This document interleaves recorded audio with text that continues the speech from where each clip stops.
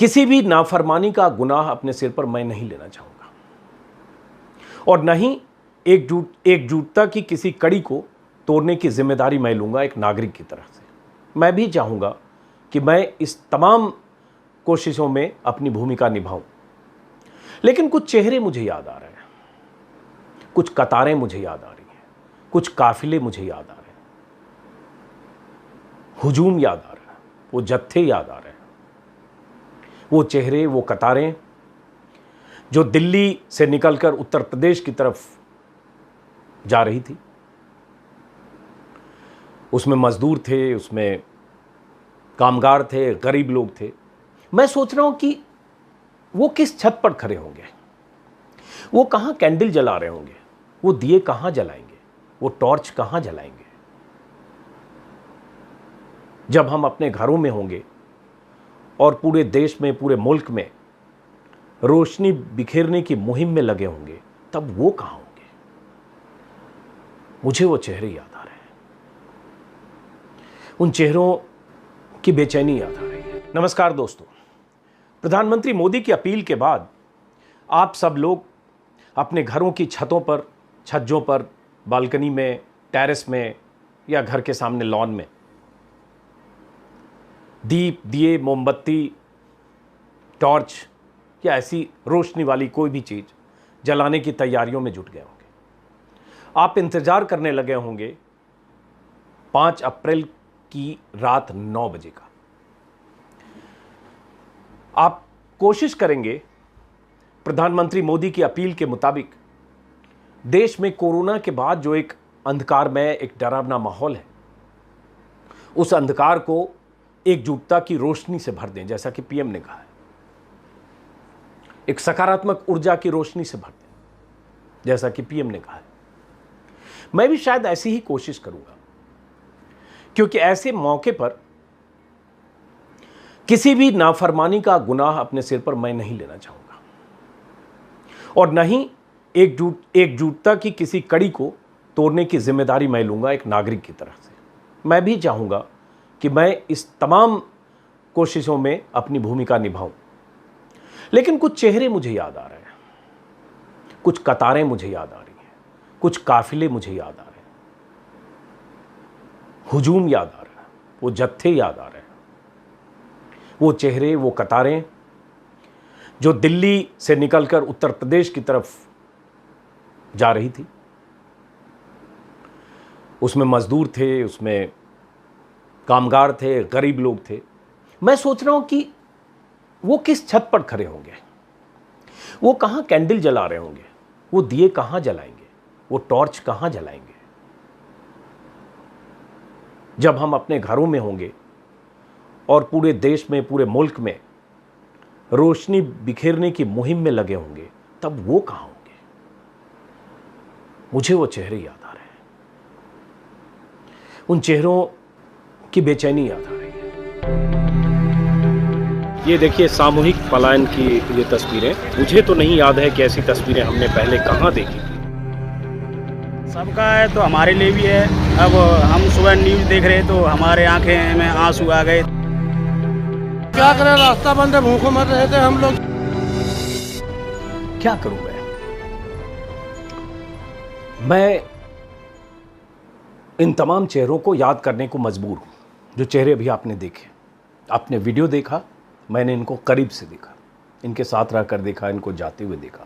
मैं इन चेहरों को इसलिए नहीं भूल पा रहा हूं क्योंकि मैंने उन्हें अपने कंधे पर अपनी गरीबी का बोझ टांगे देखा है, लड़खड़ाते देखा, परिवार के साथ छोटे छोटे बच्चों को, बुजुर्गों को, माँ बाप को साथ ले जाते देखा।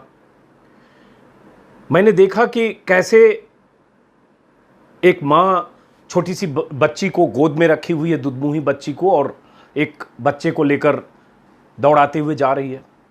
पूछने पर कहती है कि दिल्ली में रोजी रोजगार बंद हो गया, क्या करें हम, कहाँ जाना है, तो बताती है कि उसको, ये देखिए ये महिला है, ये छोटा सा बच्चा है, मुझे लगता है 2-2.5 साल इसकी उम्र होगी, और ये छोटी सी बच्ची है, इनके हाथ में, गोद में एक बच्चा है।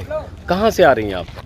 खोड़े से आ रहे। आप इनके हस्बैंड हैं? क्या करते हैं आप? यहीं लेबरदारी करते हैं। तो आप क्यों जा रहे हो? आप लोग अभी थोड़ा इंतजार सर, काम करते ही बंद है, कुछ खाने पीने को, जब डेली का काम करता नहीं, डेली अभी अब खाता हूँ। थोड़ा इंतजार करते कहा जा रहा है कि कुछ हो रहा है, राशन हर का चीज़ तो इंतजाम महंगाई हो रही है? है, हर चीज़ पे तो महंगाई हो रही है। जो 10 की चीज़ है वो 15 हम दे रहे हैं। कोई अंदर ऐसा स्कूल वगैरह या ऐसी जगह नहीं है जहाँ कुछ सरकार की तरफ से कुछ ऐसा कुछ अब है जो यहाँ के लोगों के लिए हो रही है सुविधा। है? कुछ नहीं हो रहा है, होता तो गांव क्यों भगते।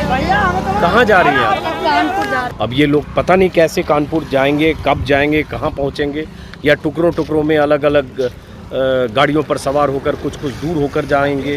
बीच में हो सकता है काफ़ी पैदल भी चलना पड़े। तो आपको पता है ना कि बहुत मुश्किल है, कोई गाड़ी नहीं मिल रही क्या है। करें बच्चों तो को इतने छोटे बच्चे को लेकर और गोद में एक बच्चे को लेकर ऐसे निकल पड़े हो आप? अब सर ये बच्चों को देख के ही तो निकल पड़े, या तो भूखे मर जाएंगे, या तो सर जब वही डेली कमाते हैं डेली खाते हैं। अब देखिए यही असली मुश्किल है, जो बहुत सारे लोगों को लग रहा है कि लोग चल पड़े, क्यों चल पड़े, यहाँ रहना चाहिए था। ठीक है, आप सब लोग घर में बैठकर रामायण देखिए।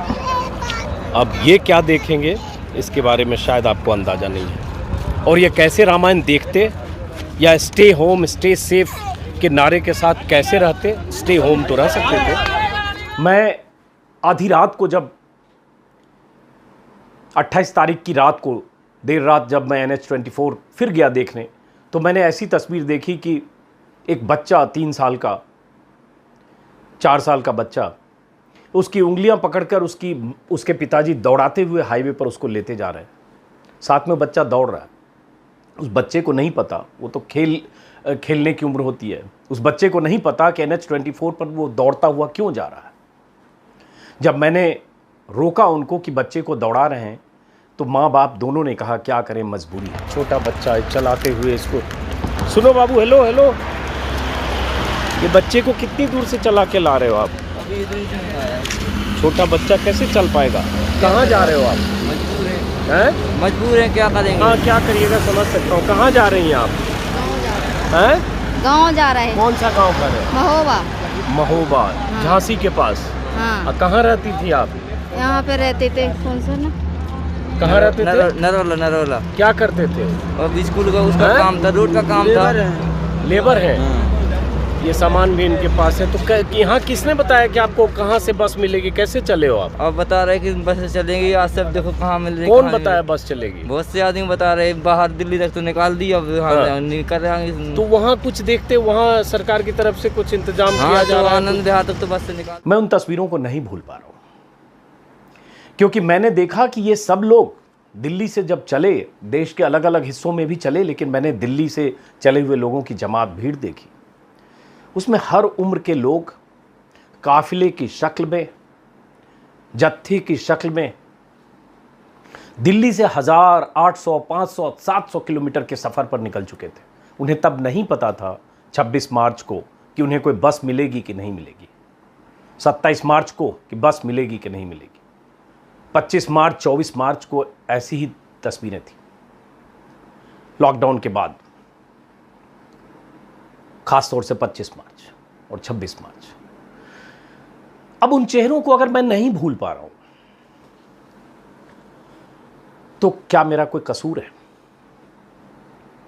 वो लोग चलते समय न रात देख रहे थे, न दिन देख रहे थे, न सैकड़ों किलोमीटर की दूरी देख रहे थे, न अपनी मजबूरी देख रहे थे। वो सिर्फ चले जा रहे थे, क्योंकि उन्हें लगता था कि यहाँ उनका ठीहा बंद हो गया, उनका ठेला बंद हो गया, उनकी दुकान बंद हो गई, उनका रोज़गार बंद हो गया, तो फिर यहाँ उनको रह के करना क्या?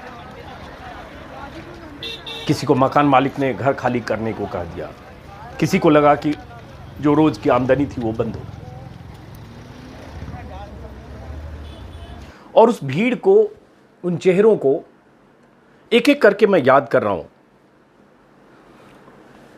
कि वो कब अपने घर पहुँचे होंगे, कुछ क्वारंटीन किए गए होंगे, जैसे उत्तर प्रदेश में कहा गया, शहर के बाहर के किसी स्कूल कॉलेज में, अलग अलग शहरों में वो किस हाल में होंगे, और उनके पास कौन सी छत होगी, कौन सा हौसला होगा, कौन सी ऊर्जा होगी, कौन सा सपना होगा, जिसके बूते वो हमारे साथ, आपके साथ 5 अप्रैल को रात 9 बजे दिया, मोमबत्ती, टॉर्च और मोबाइल फ्लैश जलाएंगे।